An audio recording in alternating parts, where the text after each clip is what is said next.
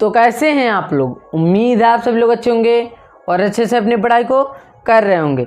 आज की इस वीडियो में हम लोग क्लास 12th के बायोलॉजी के फर्स्ट चैप्टर पुष्पी पादपों में लैंगिक जनन के बारे में पढ़ेंगे। अगर आप सभी लोग इसके पीछे वाले वीडियो को यानी कि थोड़ा बहुत बेसिक है, बेसिक कॉन्सेप्ट उसमें बताए हैं, फिर जो हमारा बायोलॉजी का सिलेबस है उसको भी उसमें लिख दिए हैं। अगर आप सभी लोग उस वीडियो को नहीं देखे हैं तो जाइए पहले उसको देखिए। क्लास 12th यानी क्लास 12th नहीं है, पुष्पी पादपों में लैंगिक जनन के नाम से प्लेलिस्ट बना हुआ है, उसी में वह वीडियो है। तो चलिए बिना देरी किए हुए इस वीडियो को शुरू करते हैं। देखिए क्या चीज़, पुष्पी पादपों में, किसमें? पुष्पी पादपों में। ध्यान से एकदम अपने अच्छी तरीके से समझिएगा। पुष्पी पादप जो हमारे पुष्प होते हैं वह होते हैं आवृत बीजी। कैसे होते हैं? हमारे जो पुष्प होते हैं वह होते हैं आवृत बीजी। आवृत बीजी यानी कि जो होता है यह बीज की अवस्था में। कौन सी अवस्था में होता है? बीज की अवस्था में। पहले इस शब्द को हम, इस वाक्य को, इस शब्द जो हमारा एक एक शब्द को हम इसको समझेंगे। एक शब्द एक शब्द एक शब्द एक शब्द, यानी कि एक एक शब्द को पहले अच्छी तरीके से समझेंगे। हमारा यह तो हो गया, लेकिन लैंगिक जनन, ध्यान से सुनिएगा। लैंगिक जनन में दो लोगों की आवश्यकता होती है। एक तो होती है नर की आवश्यकता, क्या? नर यानी कि पुरुष, और एक होती है मादा की आवश्यकता। किसकी? मादा की आवश्यकता। ध्यान से सुनिएगा। जो नर होता है वह नर युग्मक, नर के द्वारा नर युग्मक का निर्माण होता है, यानी कि नर के द्वारा, पहले हम लिखते हैं युग्मक, नर के द्वारा जो होता है वह नर युग्मक का निर्माण होता है। किसका निर्माण होता है? नर युग्मक का निर्माण होता है। फिर मादा के द्वारा, किसके द्वारा? मादा के द्वारा मादा युग्मक का निर्माण होता है। क्या होता है? मादा युग्मक का निर्माण होता है। ठीक है, एकदम ध्यान से सुनिएगा। जब नर और मादा युग्मक मिलते हैं तो संलयन की क्रिया होती है। कौन सी क्रिया होती है? संलयन की क्रिया होती है।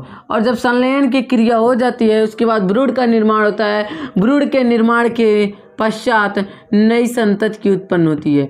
नई संतति की उत्पन्न होती है। नई संतति की उत्पन्न होती है। हमारा यहाँ तक समझ में आ गया एकदम बेसिक से। किससे? एकदम बेसिक से, आसानी से थोड़ा बहुत समझ में आ गया।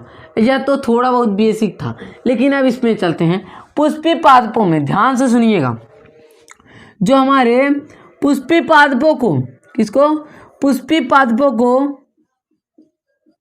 पुष्पी पादपों को समझ लीजिए दो भागों में बांटा गया है। कितने भागों में?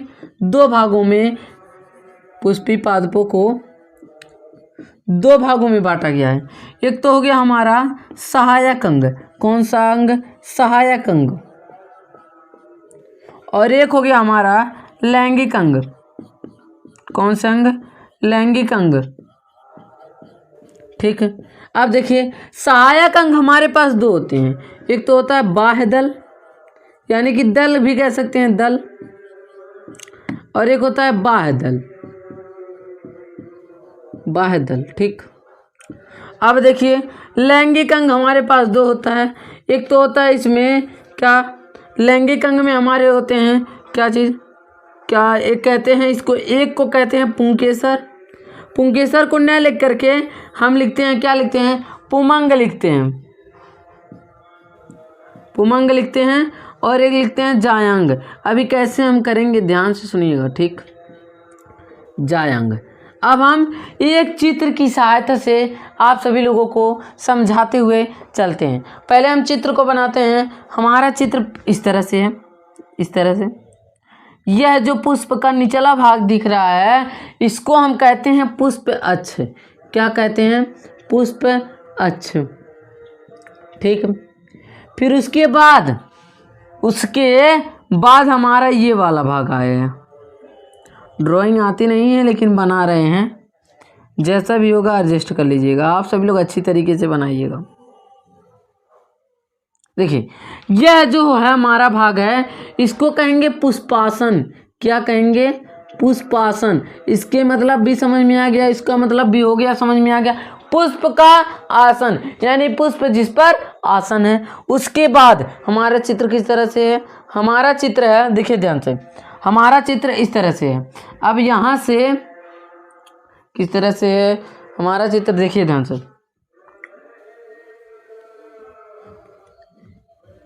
ठीक। अब इसको थोड़ा बहुत मिटाना पड़ेगा। अगर आप सभी लोग इसको लिखे नहीं हैं तो कॉपी पर लिख लीजिए, क्योंकि हम इतना इसको मिटाएंगे, ठीक। इसको मिटा रहे हैं, देखिए ध्यान से, एकदम ध्यान से अच्छी तरीके से देखिए। जिस तरह से इधर आया है, किस तरह से, जिस तरह से उधर गया है उसी तरह से इधर भी आएगा। ध्यान से देखिएगा, हमारा हो गया। जिस तरह से उधर गया है उसी तरह से इधर, इधर वाला थोड़ा बड़ा हो गया, उधर वाला छोटा हो गया, हुआ। अब देखिए, अब छोटा बड़ा पहले बराबर इसको करते हैं, उसके बाद हम हमारा हो गया। यानी कि तब इसका नाम क्या है, इसका नाम है हमारा बाह्यदल। क्या नाम है, बाह्यदल। एक का नाम सिर्फ बाह्यदल है, ठीक है। अब देखिए, फिर यहीं से हमारा एक और, फिर जब यानी कि आप सभी लोग देखेंगे फूल जब खिलता है उसको हम लोग कहते हैं, हम लोगों को कहते हैं पंखुड़ी, कहते हैं कि नहीं कहते हैं, पंखुड़ी कहते हैं। तो ध्यान से देखिए, जो फूल है हम लोगों का इस तरह से निकल के आ गया, इस तरह से हमारा पंखुड़ी निकल के आ गया। क्या गया, पंखुड़ी। इसको हम पंखुड़ी नहीं कहेंगे, कहेंगे इसको दल। क्या कहेंगे, दल, ठीक। अब देखिए, जब हमारा दल हुआ उसके बाद यहीं से, कहाँ से, यहीं से एक और भाग निकल के जाता है जिसको कहेंगे, अभी देखिए दो निकल के जाते हैं। देखिए, एक है यानी कि इसको कहेंगे नर वाला भाग, यानी इसको कहेंगे नर वाला, नर का अंग, समझ लीजिए, नर का अंग डायरेक्ट लिखते हैं। अभी अभी समझ में आ जाएगा, तुरंत आ जाएगा, नाम लिखेंगे जब। तब ध्यान से देखिए, बाह्यदल है ना, जब एक से होगा, एक होगा तब उसको कहेंगे बाह्यदल। लेकिन जब बाह्यदलों का समूह होगा तो उसको कहेंगे बाह्यदलपुंज। क्या कहेंगे, बाह्यदलपुंज। अब देख लें, इसमें हमारा कुछ छूट तो नहीं रहा है, इसमें हमारा छूट रहा है। क्या छूट रहा है, ध्यान से देखिए, स्त्री।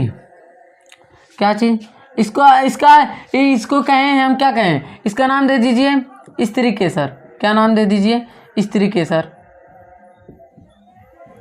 स्त्री केसर, ठीक है। हमारा नाम हो गया स्त्री केसर, इसको हम दे रहे हैं पुंकेसर, पुंकेसर, ठीक। अब देखिए, हमारा यह हो गया बाह्यदलपुंज, बाह्यदलों का समूह बाह्यदलपुंज, ठीक है। अब यह दल, दल यहाँ पर अगर एक है, क्या गुलाब का फूल देखे हैं, गुलाब के फूल में एक ही पंखुड़ी होता है, नहीं, बहुत सारे पंखुड़ियाँ होती हैं, इसीलिए हम दलों का समूह हो गया हमारा दलपुंज। क्या हो गया, दलपुंज। अब इनके धीरे, अब इसको स्त्री केसर और पुंकेसर को हम अगली वीडियो में एकदम अच्छी तरीके से डिटेल से समझेंगे, इसको तोड़ तोड़ करके समझेंगे, ठीक है। अब देखिए, पहले हम बाह्यदलपुंज और दलपुंज को देखते हैं। देखिए ध्यान से, बाह्यदलपुंज एकदम पुष्प अच्छे, यानी पुष्प जो जिसके द्वारा पुष्पासन टिका रहता है, ठीक है। अब देखिए, पुष्पासन यानी जिस पर पुष्प बैठा रहता है, पुष्प का आसन ही पुष्पासन कहलाता है। उसके बाद बाह्यदलपुंज, देखिए एकदम ध्यान से सुनिएगा, बाह्यदलपुंज जब पुष्प कली की अवस्था में होता है, किस अवस्था में होता है, जब पुष्प कली की अवस्था में होता है, यानी जब पुष्प कली की अवस्था में होता है तब जो यह बाह्यदलपुंज होता है हरे कलर में होता है। किस कलर में, हरे कलर में होता है। जब यह हरे कलर में होता है तब आप सभी लोग गुलाब के फूल में देखे होंगे, ऊपर से हरा हरा चढ़ा रहता है, यानी जो अंदर फूल हमारा कली पल रहा है उसकी रक्षा कर रहा है। बाह्यदलपुंज उसकी रक्षा कर रहा है कि नहीं कर रहा है, कर रहा है। अब छोटा है, उसको भूख लगेगा कि नहीं लगेगा, लगेगा। तो यह हरा भाग है, तो प्रकाश संश्लेषण की क्रिया करके इसमें हरित लवक पाया जाता है, पाढ़रिम पाया जाता है। तो प्रकाश संश्लेषण की क्रिया करके भोजन बनाता है, जब भोजन बना लेता है तब उस कली को वह भोजन प्रदान कर देता है। यानी कि एक तरह से हमारा हो गया यह बाह्यदलपुंज कली की रक्षा करता है। बस अब देखते हैं दलपुंज की, ध्यान से सुनिएगा। दलपुंज जो होता है वह क्या होता है, यह रंग बिरंगा होता है। क्या होता है, रंग बिरंगा होता है। अब रंग बिरंगा क्यों होता है, यह भंवरों को कीटों को आकर्षित करता है। क्या करता है? भंवरों को कीटों को अपनी ओर आकर्षित करता है। जब यह अपनी ओर आकर्षित करता है, अब एकदम तुरंत सुन लीजिए। देखिए, जो हमारे दिन में फूल खिलते हैं रंगीन होते हैं, लेकिन ज़्यादा सुगंधित नहीं होते हैं। लेकिन हमारा जो रात में फूल खिलता है वह रंगीन नहीं होता है, लेकिन बहुत ही सुगंधित होता है। ठीक है, अब इस क्लास को यहीं पर एंड करते हैं। अगर आप सभी को इन सभी का नोट्स चाहिए तो इस नंबर पर 73 17 79 29 11 इस नंबर पर आप सभी लोग व्हाट्सएप पर मैसेज कर दीजिए कि पीडीएफ चाहिए। तब हम आपको एक ग्रुप में ज्वाइन करेंगे, फिर उसी ग्रुप में आप सभी को पीडीएफ मिलता रहेगा। जब कब मिलेगा पीडीएफ, ध्यान से देखिए, कब मिलेगा? जब यह क्या चीज़, जब यह हमारा पूरा लेक्चर यानी कि जो हमारा फर्स्ट लेसन है पुष्पी पादपों में लैंगिक जनन पूरा खत्म हो जाएगा, तो उसी ग्रुप में आप सभी को पीडीएफ प्रोवाइड कर दिया जाएगा। अगर आप सभी को वीडियो अच्छा लगा हो, वीडियो को लाइक एंड चैनल को सब्सक्राइब करें। अब हम मिलेंगे अगली वीडियो में किसी और टॉपिक के साथ। जय हिंद।